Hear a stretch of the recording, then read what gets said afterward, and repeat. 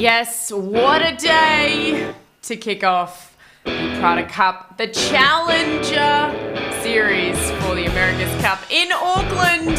All of the key players. And who saw that coming? Who saw that Ineos, Team UK, would take 2 from 2 wins? Unbelievable action. And this is just the start.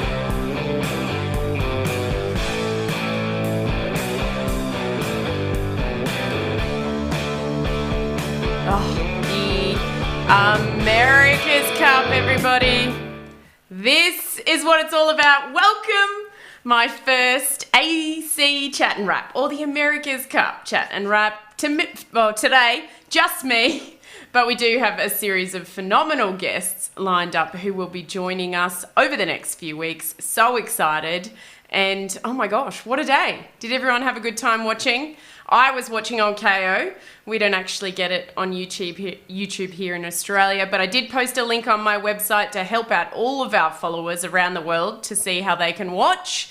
I know a number of people were watching on YouTube, on the website, or wherever they were able to watch on their local broadcast rights holder. So yeah, very, very important, guys, to make sure you support your local broadcast rights holders, because that's how we get to have the America's Cup in the first place. So without further ado, oh my gosh, the first day, let me just go over what one of our followers said. Grant Sutherland, and guys, keep your feedback coming. Grant Sutherland said, I watched it exclusively on YouTube. 1, first class planning, execution and communications from Scott Ainsley and Co. 2, great mainsail traveller adjustment in tune with what was being called constantly. 3, always looking down the track and feeding back between Scott and Ainsley. And 4, the best start and time on distance in the business. Spot on. They really sailed their own race and just got on with the task at hand. Thank you so much, Grant Sutherland. He's got a bunch of comments underneath that comment on our Facebook page. So thank you so much for your feedback. My views. Wow. Well, why don't we have a little bit of a look at the racing action from the first race? I do have some racing footage, and thank you so much to the America's Cup for keeping me in the loop. I'm just trying to find it. There it is. Great. I'll pop this into the system. Let's have a little bit of a look at race 1, and then we'll talk about it. 3, 2, 1, beyond. So from the get-go, you see Ineos to windward, and all of a sudden we realise they're fast as they tack off and head out to that right-hand side, which seemed to be favoured all day. They led around the top mark. They were never headed. And eventually they finished 1 minute and 20 seconds in front.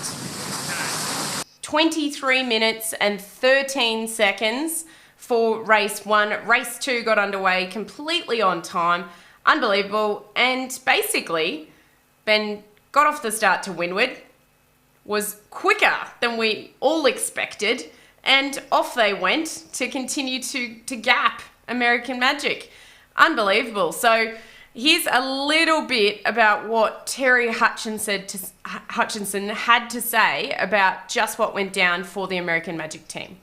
We're not going to dwell too much on it, and generally speaking, you have races like that actually we did what we wanted to do and it didn't work. So we go back and evaluate it, and that's what we did this afternoon. And new day tomorrow, and go out and improve our chances of getting the first shifts right and getting Patriot into a spot that she can do her thing. Getting Patriot into a spot where she can do her thing, just like Britannia did today. So still positive in the New York Yacht Club camp, which is fantastic to see. But after the first race, I've got to say a few quotes that we heard from Ben Ainsley. So he said, it feels a little better than 6 losses or whatever it was. Yeah, we left a little bit late. Nice to find the pace when it counts, on time and in this breeze. He was very specific today about them being on the pace in this breeze. He said that a few times. The right-hand side was strong. North headers, we've seen quite a big feature Giles did a great job at calling the breeze, the guys sailing the boat fast and the handling, so it was a good team effort.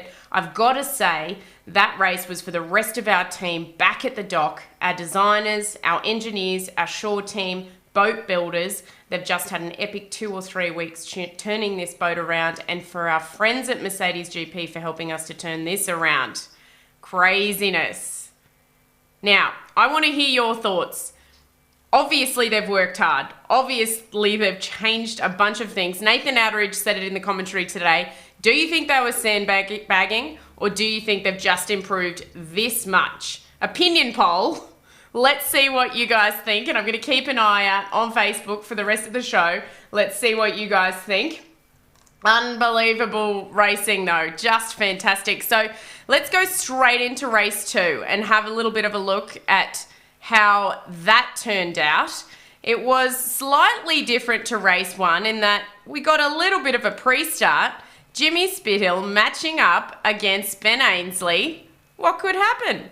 I will. Racing, guys. High mode is good. High mode is good. Got base here. Okay, I think he's going to have to go soon. Down, a big pressure here. Pressure coming away. Up all the way into attack. 3, 2, 1. Can be happy with how the boat went today, and the guys did an awesome job. Yeah, quite some turnaround in these conditions. In these conditions, there you go. He did say it quite a few times today. And Jesse Holmes, thank you so much for calling in here. Heavy air setup on Ineos to capitalise on today, maybe. Other two with light air kit on considering. Have to lock it in 5 days in advance. Oh, good feedback there, Jesse. We'll find out over the weekend when they have to actually sail in some light air. Interesting green telltales on Ineos sails too. For computer analysis, they're that fresh. Great feedback, Jesse. Thank you so much. Complete new rig and foil, says Damien Bannister. Yep, agreed. I think, really, I mean, and you heard it in the interview with Ken today as well. And it was really interesting, actually, when they were talking about all of the things they've changed. So Ben said the whole boat, frankly, has had a makeover. As you know, we can't do a huge amount to the hull of the boat, but pretty much every other component. The rig and sails, those green telltales, the rudder, the elevator, the foils, the systems for how we control the boat. We've pretty much changed everything. And again, that is credit to our designers, the engineers, and the shore team. Those are the guys who have worked around the clock to make that happen. So we are glad that we are able to do them the credit out here on the water. It's pretty cool, I think, and really a testament to those guys who apparently had next to no Christmas. So thanks to them for working so hard. So we had an entertaining race day, but let's have a little bit of a listen to just what Jimmy Spithill had to say today after racing about the performance of Ineos Team UK. We tried to go into damage control and just sort of be there, trying to be breathing down their necks and try and wait for an opportunity to present itself. We made a few little mistakes here and there, but I thought generally we did an okay job of that. That just nothing presented itself, and the reason for that is those guys sailed, 2 very, very flawless races, I thought. That said, 2 flawless races. We do know that there's been a protest lodged by Luna Rossa Prada Pirelli. Gosh, that's hard to say. Luna Rossa Prada Pirelli. Say that 10 times fast after you've had 10 glasses of champagne, and I'll give you a free prize.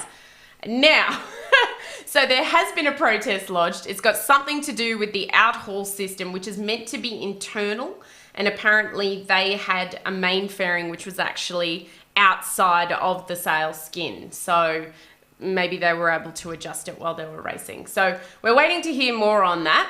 We don't have too much else so far on this protest, but these happen all the time. It's funny because everyone's like, oh, protest in the America's Cup. Seriously, guys, there are so many protests lodged every day as part of the America's Cup. It's actually what the America's Cup is all about. the protests, the secrets, the design wars. And that's why Ineos coming out of the box today was just so much fun. It was so America's Cup. I couldn't handle it. So I'm really looking forward to the next few weeks and being able to break this down and just how fast everything is developing, not only with these AC75s, but we've seen it, you know, through into the Sail GP, just how much things are developing at the moment. Foiling, monohulls foiling. Can you remember in Bermuda when we thought foiling monohull was complete rubbish? Anyways, right, let's hear from Ben at the press conference on what he had to say. He's looking a lot more relaxed than he was after the America's Cup World Series. And then we'll just have to get excited for tomorrow. I will be joining you in the morning with my pre-race show as I did today. And then we'll be back here to unwind, unpick, and of course talk about everything as well. So Tim Griffin says, amazing comeback, Nick. Great stuff. And don't write off the Brits just yet. Big shout out to Jeremy Wyatt, who's in Cows. All my love to him. So let's hear from Ben himself on his race day. I couldn't be prouder of the team, really, given what they've been through the last month or so, last couple of months. It's been really tough, but it's a mark of a strong team that you can come through that, turn things around and put together the performance we did today. So we're obviously really delighted by that, but at the same time, we know it's just 2 races and there's a long way to go and a lot of performance yet to come, so we've got to keep our foot on the gas. Just 2 races, and yes, there is a long way to go. Let's have a little bit of a look at the schedule. So day 1 was today, USA versus UK, UK versus Italy. Tomorrow, Italy versus USA, and the UK versus the USA. And this is the whole round robin schedule. So this is what we can expect as we go down the line. More racing, more action. It's going to be so fun. I'm so excited.